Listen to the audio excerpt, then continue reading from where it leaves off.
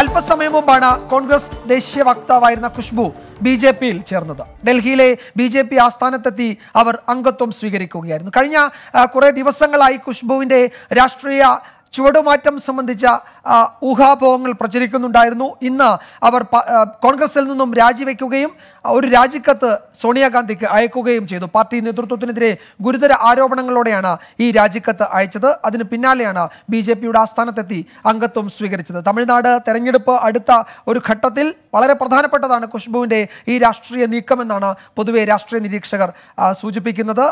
പ്രധാനപ്പെട്ട നേതാക്കളോടൊപ്പമായിരുന്നു, തമിഴ്നാട്ടിലെ നേതാക്കളോടൊപ്പമായിരുന്നു അവർ ഡൽഹിയിലെ ബിജെപി ആസ്ഥാനത്തെത്തിയത്. അവരുടെ വാക്കുകൾ നമുക്ക് ആദ്യം കേൾക്കാം. It gives me immense pleasure to take a step forward and become a part of Bharatiya Janata Party today. I am completely at service to Bharatiya Janata Party, and I promise to do my best at the responsibilities that will be given to me, that I will work like any other Kadar, any other worker, to the best of my abilities. Yes, പ്രധാനമന്ത്രി നരേന്ദ്രമോദിയുടെയും ബിജെപിയുടെയും ഒക്കെ കടുത്ത വിമർശകയായിരുന്നു കഴിഞ്ഞ കുറേ ദിവസങ്ങൾ വരെ ഖുഷ്ബു. കേന്ദ്ര സർക്കാരിൻ്റെ കാർഷിക നിയമത്തിനെതിരെ കോൺഗ്രസ് നടത്തിയ പ്രക്ഷോഭത്തിലും ഒരു ഘട്ടത്തിൽ സജീവമായിരുന്നു ഖുഷ്ബു. പിന്നീട് വളരെ പെട്ടെന്ന് പാർട്ടി നേതൃത്വവുമായി അകലുകയും ഈ തീരുമാനമെടുക്കുകയും ചെയ്തു. കഴിഞ്ഞ ലോക്സഭാ തെരഞ്ഞെടുപ്പിൽ തമിഴ്നാട്ടിൽ മത്സരിക്കാൻ ഖുഷ്ബുവിന് അവസരം ലഭിക്കുമെന്ന് കരുതിയിരുന്നു. അന്ന് പാർട്ടി നേതൃത്വം അവർക്ക് സീറ്റ് നിഷേധിച്ചപ്പോൾ തന്നെ അസ്വാരസ്യങ്ങൾ ഉണ്ടായിരുന്നു. എങ്കിലും കോൺഗ്രസ് നേതൃത്വവുമായി ഒരു ഘട്ടത്തിൽ വരെ നല്ല ബന്ധം പുലർത്തിയിരുന്നതാണ് ഖുഷ്ബു. പിന്നീട് പാർട്ടിയുമായി അകലുകയും ബി ജെ പി നേതാക്കളുമായി സംസാരിക്കുകയും ഒടുവിൽ ഇന്ന് അംഗത്വം സ്വീകരിക്കുകയും ചെയ്യുന്ന തരത്തിലേക്ക് കാര്യങ്ങൾ എത്തുകയാണ് ഉണ്ടായത്. എന്താണ് ഇക്കാര്യത്തിൽ സംഭവിച്ചതെന്ന് നമുക്ക് വിശദമായി പരിശോധിക്കാം. നിതിൻ അംബുജൻ ഡൽഹിയിലെ ബിജെപി ആസ്ഥാനത്ത് നിന്നും ചേരുന്നുണ്ട് കൂടുതൽ വിവരങ്ങളുമായി. നിതിൻ, ഖുഷ്ബുവിനെ ബിജെപിയിലേക്ക് സ്വാഗതം ചെയ്യുന്ന വാർത്താ സമ്മേളനത്തിൽ ഏതൊക്കെ നേതാക്കൾ പങ്കെടുത്തു? എന്താണ് തമിഴ്നാട് തെരഞ്ഞെടുപ്പ് അടുത്തു നിൽക്കെയാണ് ഈ ഒരു നീക്കം?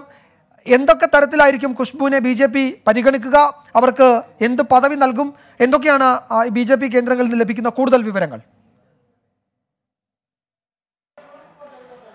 വിജയകുമാർ, ദേശീയ സെക്രട്ടറി CT രവിയിൽ നിന്നാണ് അംഗത്വം സ്വീകരിച്ചത്. ദേശീയ വക്താവ് സമ്പത്ത് പത്ര, ഒപ്പം തന്നെ BJP തമിഴ്നാട് അധ്യക്ഷൻ L മുരുകൻ എന്നിവരും ഇന്നത്തെ യോഗത്തിൽ പങ്കെടുത്തു. എന്തായാലും BJPയുടെ അംഗത്വം സ്വീകരിച്ചിരിക്കുന്നു ഖുഷ്ബു. അല്പസമയം മുമ്പാണ് BJP അംഗത്വം സ്വീകരിച്ചിരിക്കുന്നത്. ഇപ്പോൾ ഈ ഖുഷ്ബുവിനൊപ്പം 3 പേരും BJPയിലേക്ക് വന്നിട്ടുണ്ട്. എന്തായാലും ഇപ്പോൾ അംഗത്വം സ്വീകരിച്ച ശേഷം ഇപ്പോൾ ഖുഷ്ബു ഇവിടുന്ന് BJP ആസ്ഥാനത്ത് മടങ്ങിയിട്ടുണ്ട്. നേരത്തെ വിജയകുമാർ സൂചിപ്പിച്ച പോലെ തന്നെ തമിഴ്നാട്ടിൽ വലിയൊരു രാഷ്ട്രീയ മാറ്റത്തിന് ഉണ്ടാകും എന്നുള്ളൊരു സൂചനകളാണ് ഖുഷ്ബുവും ഒപ്പം തന്നെ BJP നേതാക്കളും പങ്കുവച്ചിരിക്കുന്നത്. വരാനിരിക്കുന്ന നിയമസഭാ തെരഞ്ഞെടുപ്പിൽ വലിയൊരു മാറ്റം തമിഴ്നാട്ടിൽ ഉണ്ടാകുമെന്നും അറിയിച്ചിരിക്കുന്നു. കൂടാതെ ഇനിയുള്ള മുന്നോട്ടുള്ള കാലത്ത് പ്രധാനമന്ത്രി നരേന്ദ്രമോദിയെ പോലത്തെ ഒരാളെ തന്നെ രാജ്യത്ത് നയിക്കാൻ ആവശ്യമെന്നും ഖുഷ്ബു ഇപ്പോൾ അറിയിച്ചിരിക്കുന്നു. കൂടാതെ അത് മനസ്സിലാക്കിയിട്ട് താൻ ഇപ്പോൾ BJPയിൽ ചേർന്നിരിക്കുന്നതെന്നാണ് ഇപ്പോൾ ഖുഷ്ബു അല്പസമയം തന്നെ മാധ്യമങ്ങളോട് അറിയിച്ചിരിക്കുന്നത്. എന്തായാലും താൻ പൂർണ്ണമായും സന്തോഷവതിയാണെന്ന് ഇപ്പോൾ അറിയിച്ചിരിക്കുന്നു.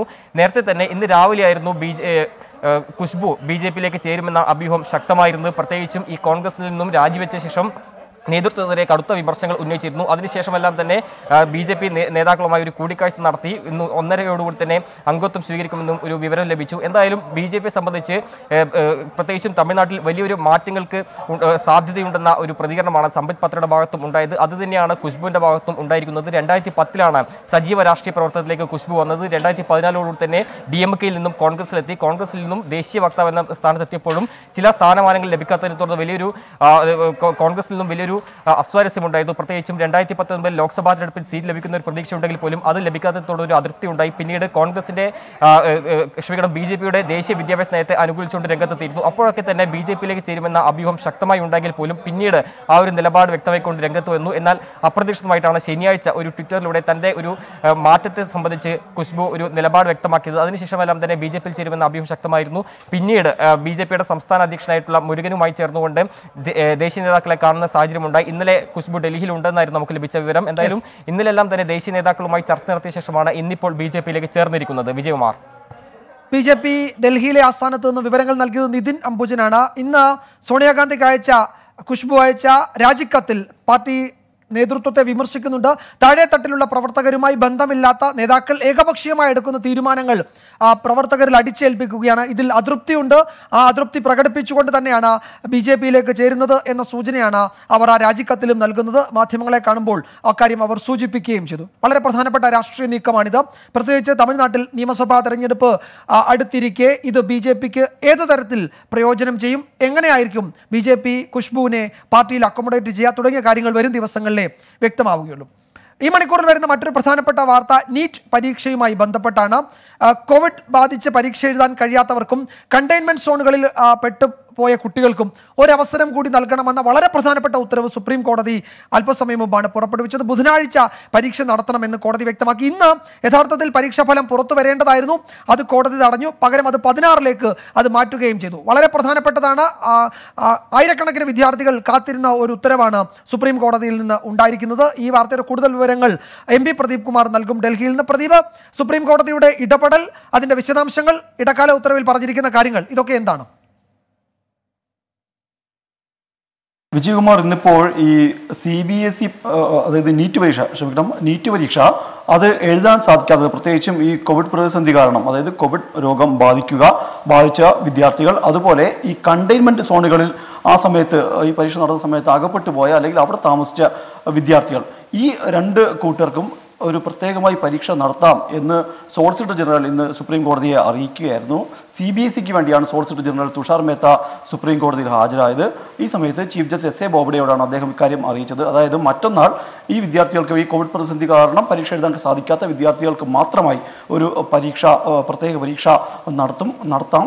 അതുപോലെ 16-ാം തീയതി ഫലം പ്രഖ്യാപിക്കാം എന്നും സോളിസിറ്റർ ജനറൽ കോടതി അറിയിച്ചു. ഈ ഒരു ആവശ്യത്തെ ചീഫ് ജസ്റ്റിസ് SA ബോബ്ഡെ അധ്യക്ഷനായ ബെഞ്ച് അനുമതി നൽകുകയായിരുന്നു. സ്വാഭാവികമായും ഇനി മറ്റന്നാൾ പരീക്ഷ നടക്കും.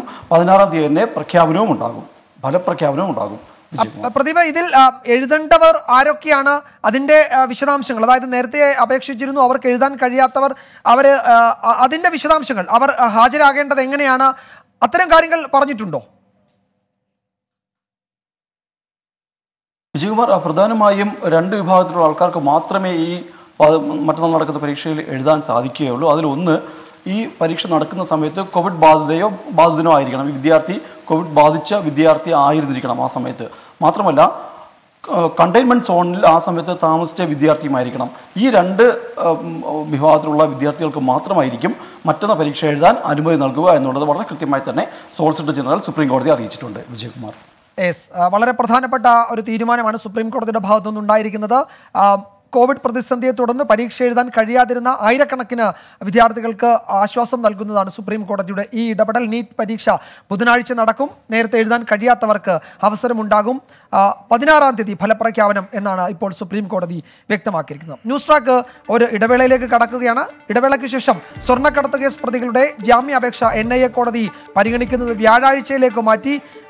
കൂടുതൽ വിവരങ്ങൾ, പുതിയ വിവരങ്ങൾ NIA കോടതിയിൽ അന്വേഷണ സംഘം ഈ കേസുമായി ബന്ധപ്പെട്ട് അറിയിച്ചിട്ടുണ്ട്. നമുക്ക് അതിന്റെ വിശദാംശങ്ങളിലേക്ക് വരാം. സ്വർണ്ണക്കടത്ത് കേസ് പ്രതികളുടെ ജാമ്യാപേക്ഷ NIA കോടതി ഇന്നു പരിഗണിച്ചു. പക്ഷെ വിശദമായ വാദം കേൾക്കുന്നത് വ്യാഴാഴ്ചയിലേക്ക് മാറ്റിയിരിക്കുകയാണ്. കോടതി ഈ കേസുമായി ബന്ധപ്പെട്ട് സമർപ്പിച്ച രേഖകൾ എല്ലാം പരിശോധിച്ചതിന് ശേഷമാണ് വ്യാഴാഴ്ച കൂടുതൽ വാദം കേൾക്കാമെന്ന് അറിയിച്ചത്. അതിനിടയിൽ അന്വേഷണ സംഘം ചില പുതിയ കാര്യങ്ങൾ കൂടി കോടതി അറിയിച്ചു. വലിയ കള്ളക്കടത്തിന് ആസൂത്രണം നടത്തിയിരുന്നു ഈ പ്രതികൾ എന്നാണ് അന്വേഷണ സംഘം കോടതി അറിയിച്ചത്. അതിനായി അവർ തയ്യാറാക്കിയ വിവരങ്ങളുടെ ഡിജിറ്റൽ തെളിവുകൾ അന്വേഷണ സംഘത്തിന് ലഭിച്ചു എന്ന് NIA ഇന്ന് കോടതിയെ അറിയിക്കുകയും ചെയ്തിട്ടുണ്ട്. ജാമ്യാപേക്ഷയെ എതിർത്തുകൊണ്ട് ആണ് NIA ഈ കൂടുതൽ കാര്യങ്ങൾ ഇന്ന് കോടതിയിൽ അറിയിച്ചിരിക്കുന്നത്. സജോ ദേവസ്യ വിശദാംശങ്ങൾ നൽകും വാർത്തയുടെ. സജോ, എന്തൊക്കെയാണ് അന്വേഷണ സംഘം പുതുതായി കോടതിയിൽ അറിയിച്ചത്? കോടതിയുടെ പരാമർശങ്ങൾ എന്തെങ്കിലും ഉണ്ടായിരുന്നോ ഈ വിഷയത്തിൽ?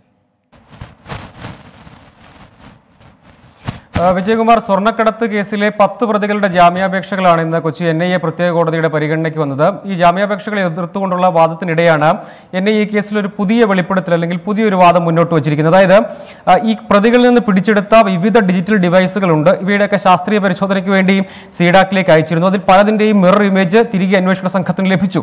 അതിൽ നിന്ന് ലഭിച്ച ഒരു നിർണായക വിവരമാണ് NIA കോടതി അറിയിച്ചത്. അതായത് ഈ നയതന്ത്ര ചാനൽ വഴിയുള്ള പിടിക്കപ്പെട്ടിട്ടുള്ള സ്വർണ്ണക്കടത്തിന് പിന്നാലെയും അതിനുശേഷവും നിരവധി കള്ളക്കടത്തുകൾ നടത്തുന്നതിനു വേണ്ടി പ്രതികൾ ആസൂത്രണം ചെയ്തിരുന്നു. ഇതിനുവേണ്ടി പ്രതിയായ സരിത്ത് നിരവധി രേഖകൾ തയ്യാറാക്കി. സരിത്തിൽ നിന്ന് പിടിച്ചെടുത്ത ലാപ്ടോപ്പിലെ രേഖകളാണ് വളരെ നിർണായകമാകുന്നത്. അതായത് ഈ രൂപത്തിൽ പല ഡോക്യുമെന്റ്സുകളും വ്യാജരേഖകളും ഒക്കെ തയ്യാറാക്കിയിരുന്നു. അതായത് തുടർച്ചയായി കള്ളക്കടത്ത് നടത്തുന്നതിനു വേണ്ടി പ്രതികൾ ആസൂത്രണം ചെയ്തിരുന്നു. രാജ്യത്തിന്റെ സാമ്പത്തിക സുരക്ഷയെ തകർക്കുക ലക്ഷ്യമിട്ടാണ് പ്രതികൾ ഈ രൂപത്തിൽ ആസൂത്രണം നടത്തിയത്. ഇത് തന്നെ ഈ കേസിൽ ഒരു പ്രധാനപ്പെട്ട തെളിവായി മാറാൻ പോകുന്ന ഒന്നാണ്. ഇത് വലിയ അളവിലുള്ള ഡിജിറ്റൽ ഡോക്യുമെന്റ്സ് ആണ്. ഇവയുടെയൊക്കെ പരിശോധനയും അവലോകനവും നടന്നുകൊണ്ടിരിക്കുകയാണ് എന്നാണ് NIA സംഘം കോടതി അറിയിച്ചത്. അതാദ്യമായാണ് ഈ രൂപത്തിലുള്ള രേഖകൾ ലഭിച്ചു, തെളിവുകൾ ലഭിച്ചു എന്ന് NIA കോടതിയെ അറിയിക്കുന്നത് എന്നതും ശ്രദ്ധേയമായ ഒരു കാര്യമാണ്. ഇതോടൊപ്പം ഈ കേസിലെ ഏറ്റവും താഴത്തെ ലെയറിലുള്ള 5 പ്രതികളുടെ കസ്റ്റഡി അപേക്ഷ ഇന്ന് കോടതിയുടെ പരിഗണനയ്ക്ക് വന്നു. അവർ 5 ദിവസത്തേക്കാണ് NIA സംഘം കസ്റ്റഡിയിൽ ആവശ്യപ്പെട്ടത്. 2 ദിവസത്തേക്ക് അവരെ അനുവദിക്കുകയും ചെയ്തു. ഇവരുടെ ജാമ്യാപേക്ഷകൾ കൂടി വ്യാഴാഴ്ച പരിഗണിക്കും. ഇതിലൊരു പ്രതി മുഹമ്മദ് അലി നേരത്തെ കൈവെട്ട് കേസിൽ, അധ്യാപകന്റെ കൈവെട്ട് കേസിൽ പ്രതി ചേർക്കപ്പെട്ട ആളാണ്. പിന്നീട് കുറ്റവിമുക്തനാക്കി. ഇത് കേസിലെ തീവ്രവാദ ബന്ധം സംബന്ധിച്ചിട്ടുള്ള NIAയുടെ വാദങ്ങൾ ഇന്നും ആവർത്തിച്ചു. കാരണം ഈ സ്വർണ്ണക്കടത്ത് കേസ് പ്രതികൾക്ക് തീവ്രവാദ ബന്ധമുണ്ട്. അവർ ഈ കള്ളക്കടത്തൊക്കെ നടത്തിയിട്ടുള്ളത്, അതിന്റെ ഗുണഭോക്താക്കളായിട്ടുള്ളത് തീവ്രവാദ സംഘങ്ങളാണ് എന്താണ് NIAയുടെ ഒരു പ്രധാനപ്പെട്ട വാദം. പക്ഷേ ഇന്ന് ഈ വാദങ്ങളുടെ എല്ലാം പ്രധാന മെറിറ്റുകളിലേക്ക് കടന്നിട്ടില്ല എന്ന് തന്നെയാണ്. മറ്റൊരു പ്രധാനപ്പെട്ട കാര്യം, ഇന്ന് കോടതി നേരത്തെ പരിശോധിക്കാൻ നിശ്ചയിച്ചിരുന്ന സന്ദീപ് നായരുടെ കുറ്റസമ്മത മൊഴിയുണ്ട്. പക്ഷേ അത് ചില സാങ്കേതിക കാരണങ്ങൾ കൊണ്ട് ഇന്ന് നടക്കാതെ പോയിട്ടുണ്ട്. ഓപ്പൺ കോടതിയിൽ ഇന്നത് വന്നിട്ടില്ല. അത് ഈ കേസിൽ വളരെ നിർണായകമാകാൻ പോകുന്ന ഒന്നാണ്. സന്ദീപിന്റെ വെളിപ്പെടുത്തലുകൾ എന്നത് ഈ കേസിനെ തുടർന്ന് അങ്ങോട്ടേക്ക് സ്വാധീനിക്കാൻ പോകുന്ന പ്രധാനപ്പെട്ട ഒരു കാര്യമായി മാറുകയും ചെയ്യുന്ന ഒന്നാണ്. ഏതായാലും പ്രധാനപ്പെട്ട നടപടിക്രമങ്ങൾ, അതായത് ഈ ജാമ്യാപേക്ഷയിൽ എന്ത് തീരുമാനം ഉണ്ടാകുമെന്നത് NIA സംബന്ധിച്ചിടത്തോളം, പ്രതികളെ സംബന്ധിച്ചിടത്തോളം ഏറ്റവും നിർണായകമാണ്. UAPA എങ്ങനെ നിലനിൽക്കും എന്ന കാര്യത്തിൽ ചില സംശയങ്ങൾ കോടതി കഴിഞ്ഞ ദിവസം ഈ കേസ് പരിഗണിച്ച വേളയിൽ ചോദിച്ചിരുന്നു. ഏതായാലും വ്യാഴാഴ്ച മുഴുവൻ പ്രതികളുടെയും ജാമ്യാപേക്ഷകൾ ഒരുമിച്ച് പരിഗണിക്കും. NIA കേസിൽ വ്യാഴാഴ്ചയാണ് ഇനി വിശദമായ വാദം കേൾക്കുക. അന്നാണ് ജാമ്യാപേക്ഷയിൽ കോടതി ഒരു തീരുമാനമെടുക്കുന്നത്. അന്ന് ആ ഘട്ടത്തിൽ അത് നിർണായകവുമാകും. മറ്റൊരു പ്രധാനപ്പെട്ട വിവരം ഈ മണിക്കൂറിൽ വരുന്നത്, ഈ നിമിഷം വരുന്നത്, നടൻ ടൊവിനോ തോമസ് ആശുപത്രി വിട്ടു എന്ന ആശ്വാസമുള്ള വാർത്ത തന്നെയാണ്. ചിത്രീകരണത്തിനിടെ പരിക്കേറ്റ് 6 ദിവസമായി അദ്ദേഹം ചികിത്സയിലായിരുന്നു. പ്രാർത്ഥനകൾക്കും പിന്തുണയ്ക്കും പ്രേക്ഷകരോട് നന്ദി പറയുന്നുണ്ട് ടൊവിനോ. നമുക്ക് അദ്ദേഹത്തിന്റെ വാക്കുകൾ കേൾക്കാം.